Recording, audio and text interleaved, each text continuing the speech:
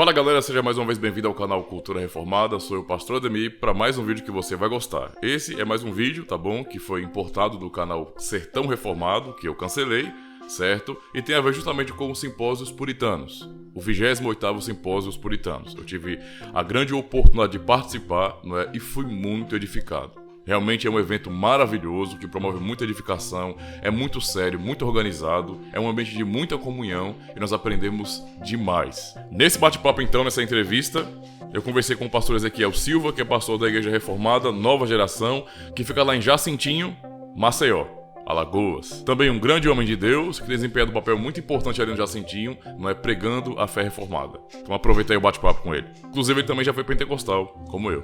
Tá chegando agora, já aproveita e se inscreve no canal, marca o sininho das notificações, dá o like, tá bom? Compartilha com todo mundo que você conhece, já dá aquela força de sempre, né?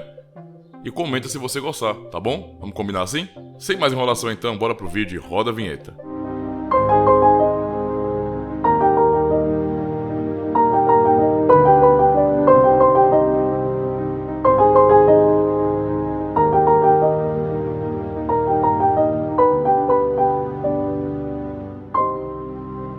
Fala galera do YouTube, seja bem-vindo ao canal Sertão Reformado. Dessa vez eu aqui com o pastor Ezequiel, não é? Que tem uma experiência bastante comum, certo? Então o pessoal que mora em Olho d'Água, da Igreja Cristã da Fé, já vai conhecendo o pastor Ezequiel aqui, que a gente tem uma experiência semelhante em alguns aspectos, né? Ele também já passou pelo pentecostalismo e com certeza tem muita coisa para poder compartilhar e dar testemunho também. Assim, pastor Ezequiel, eu queria que você falasse um pouquinho, né, de maneira bastante abreviada, sobre a sua mudança, né? O senhor era da onde? Depois, como é que chegou na fé reformada? Muito bem, para os amigos aí do YouTube que estão nos assistindo. Vamos aqui resumir a história. Nossa história começou há 13 anos. Como você falou, já era uma igreja de origem pentecostal, que a gente quase mergulha no neopentecostalismo diante das influências todas, mas houve um momento em que nós começamos a observar que as coisas não estavam bem e decidimos fazer um seminário na igreja para tratar a questão de louvor, dos louvores no culto, que estava assim, havendo uma contradição entre o que se pregava, o que se cantava, né? E isso estava causando confusão, porque muitas vezes a pregação contrariava o louvor e o louvor contrariava a pregação. Então eu decidi ali fazer um seminário. Foi quando eu, pela primeira vez, me deparei com um artigo de Calvino em que ele dizia que cantar também era teologia. E aquilo me chamou a atenção e eu expus isso para a igreja. Esse seminário foi um seminário maravilhoso, durou 2 dias. E tratamos bem a questão sobre o que é louvor, e ali foi ensinado a igreja a louvar. E começamos aí houve uma mudança nos louvores em que os louvores passou a ser cristocêntrico, né? Então a igreja começou a aprender a adorar. Então essas primeiras mudanças que começaram a acontecer também já começou a mexer com a igreja. E a partir daí começamos a ir em busca, né, despertou a igreja para ser uma igreja bíblica, e foi sempre o nosso desejo. Mas como fazer isso? E conheci um amigo que era um batista, se declarava reformado, e ele me indicou a editora Fiel, e aí nós participamos de algumas conferências fiéis. Foi em Recife que eu tive contato também com os puritanos, inclusive nós estamos aqui filmando aqui no simpósio dos puritanos. E foi a primeira vez que eu tive contato com literatura puritana, literatura reformada de verdade. E comprei algumas revistas e comecei a ler, né? E isso foi, ao mesmo tempo que eu ia descobrindo as coisas, eu ia compartilhando com a igreja por meio de pregação. A questão dos 5 pontos do calvinismo também, isso foi, para a igreja foi novidade, para mim não era. Eu tinha dificuldade em aceitar os 5 pontos, eu fui treinado bastante para refutar. Mas quando algo entrou, quando essa doutrina entrou no meu coração e eu entendi o que é isso, o que é a predestinação, o que é verdadeiramente a salvação, que é algo de Deus, não é nosso, e que nós somos salvos tão somente pela graça e segurado em Cristo, né? E por toda a vida, Ele é quem começa e quem termina a obra em nós. Então a obra é dele, a glória é dele. Isso tirou um fardo de mim, eu senti algo maravilhoso e comecei a compartilhar isso com a igreja por meio das pregações, dos sermões, e foi assim o nosso início, né? O começo foi esse aí. Então, de repente, comprei a Bíblia Genebra, comecei ali a ter contato com as confissões, né? Com os padrões de doutrinas reformados, começamos a estudar na igreja e assim Deus foi nos abençoando. Houve uma dificuldade no começo de conhecer igrejas reformadas ali, mesmo em Maceió, numa capital. Visitamos algumas igrejas, mas não era aquilo, não era reforma. Tinha um nome de igrejas, até mesmo histórica, mas não era. Até que conhecemos também o reverendo Cadena, depois conhecemos a igreja reformada do Világio, conhecemos ali o pastor Lúcio. E hoje, graças a Deus, estamos aí 3 anos, né, concluindo os estudos já agora nos canos de Dort. Né? O ano passado nós estudamos o Catecismo de Heidelberg e esse ano os canos de Dort. E o pastor Abra, estamos já no último capítulo. Então a igreja está bem avançada assim nas suas doutrinas. Assim, você percebeu que já mudou a questão de culto?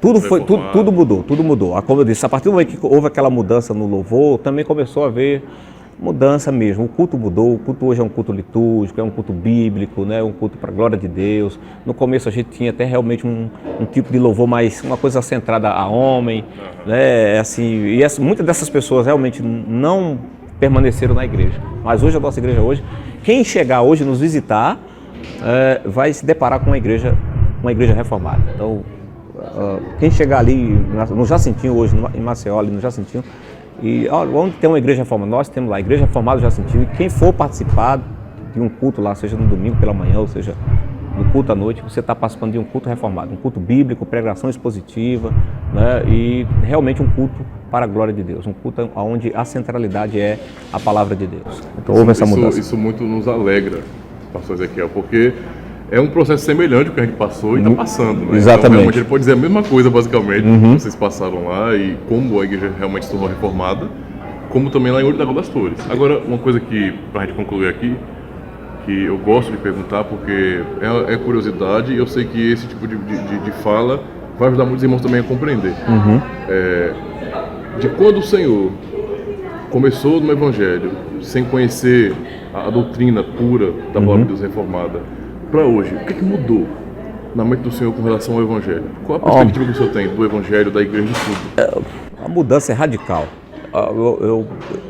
Eu sempre digo para as pessoas que as pessoas devem ler. A gente deve ler a Bíblia, porque ser reformado é ser bíblico. Às vezes as pessoas falam assim, eu sou reformado. As pessoas às vezes nem entendem o que é ser reformado. Então, o que é ser um reformado? Ser um reformado é ser bíblico. Então, isso é a igreja reformada. É uma igreja que é bíblica. Isso foi a reforma. Sola Escritura está lá, então é um dos lemas da reforma, né? Então, só as Escrituras, só a Cristo, né? Só a Deus a glória. Então, isso faz uma mudança fantástica na vida do ser humano. O ser humano, quando ele descobre as doutrinas da graça, é impossível ele não ser realmente transformado. Tudo muda, né? Tudo muda. Sua cosmovisão, sua maneira de enxergar o mundo, de enxergar o próximo, de enxergar... Tudo muda. Então, é uma mudança mesmo. Isso é o que eu chamo de mudança. Então, muitas vezes a pessoa está no Evangelho, diz assim, o que ocorre com algumas pessoas é que eu não digo que ela está no Evangelho. Às vezes eu vou perguntar para alguém, você conhece o Evangelho? A pessoa diz assim, não, eu sou batista, eu sou assembleia, eu sou... Então as pessoas logo querem se defender por um nome de uma igreja. Aí eu insisto em perguntar para ela, sim, eu estou perguntando se você conhece o Evangelho. Eu já fui da igreja. E às vezes eu faço só essa pergunta para a pessoa, diz, então para mim, defina o Evangelho para mim. A pessoa tem dificuldade de definir o que é o Evangelho. Então há muitas pessoas que, principalmente no mundo de hoje, que se ela entrou em uma igreja vamos dizer, há cerca de 20 anos, há 20 anos atrás, ela tem de repente aí uma possibilidade de não conhecer o Evangelho. Ela pode estar aí há 20 anos em uma igreja sem conhecer o Evangelho, porque a grande maioria das igrejas hoje estão pregando autoajuda, estão centrar mensagem para louvor do próprio homem, para massagear o ego das pessoas, né, para resolver problemas da vida corriqueira, né, cotidianamente. Então a palavra de Deus é esvaziada nesses púlpitos. Então muitas pessoas sofrem por isso, muitas pessoas estão sofrendo porque elas não conhecem as doutrinas da graça, né? Porque a gente até fala isso, as doutrinas da graça. E que doutrinas são essas? As doutrinas bíblicas, aquilo que Jesus ensinou, aquilo que os apóstolos ensinaram. Então quando você começa a ler a Bíblia com essa visão, né?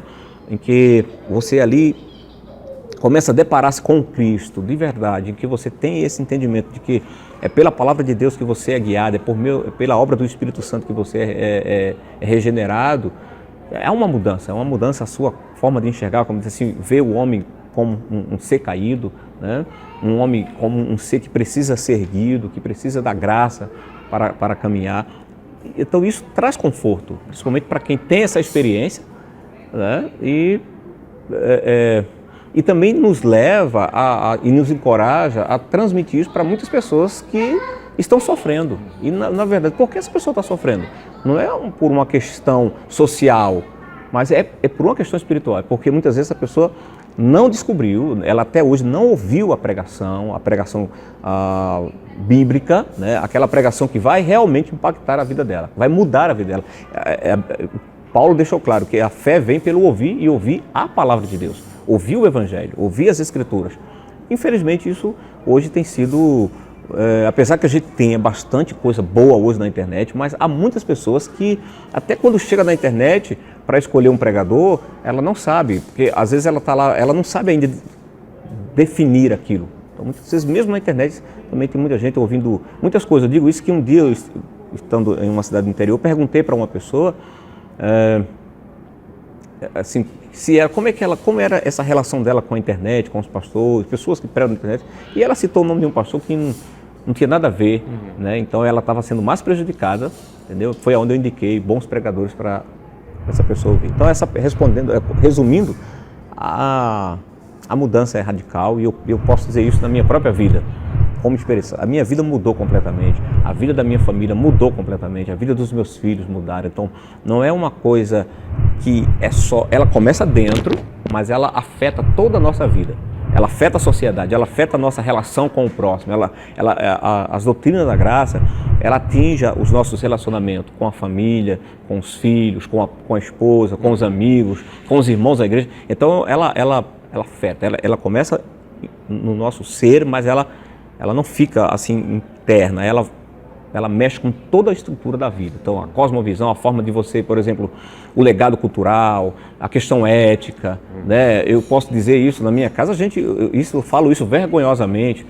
Eu acho que a gente no começo a gente não tinha essa questão, por exemplo, de chegar ali e comprar uma coisa que é pirateada. Muitas vezes meus filhos, em ânsia de querer assistir um filme, alguma coisa, eles iam lá, um jogo, comprava isso. Hoje a gente mudou isso, não existe mais. E chega na minha casa, vai ver lá que até hoje eu gosto, né, de colecionar algumas coisas, assim como eu gosto de livro, DVDs, mas se você chegar lá, você não vê um DVD pirata.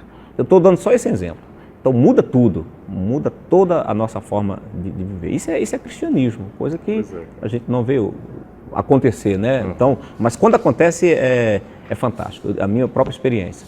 E eu creio também que muitos precisam, de repente, acordar para isso, entender que o Evangelho da Graça é o poder de Deus para a transformação de todo que crê. Manda um abraço lá para a Igreja de Olho d'Água das Flores. Então, aos nossos irmãos de Olho d'Água das Flores, eu quero mandar um forte abraço para vocês.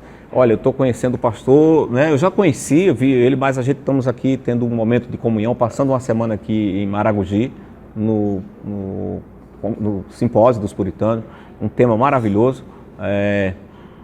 A ética cristã e a lei de Deus, um tema relevante para a nossa época, e estamos saindo daqui edificados, né? Então, um abraço aí a essa congregação maravilhosa e que eu estou devendo uma visita a vocês, tá? E a gente já estamos combinando de breve estar visitando os irmãos e vai ser um prazer, viu, pastor, estar lá com vocês, tá bom? Muito bem, Deus abençoe. Obrigado. Obrigadão, valeu.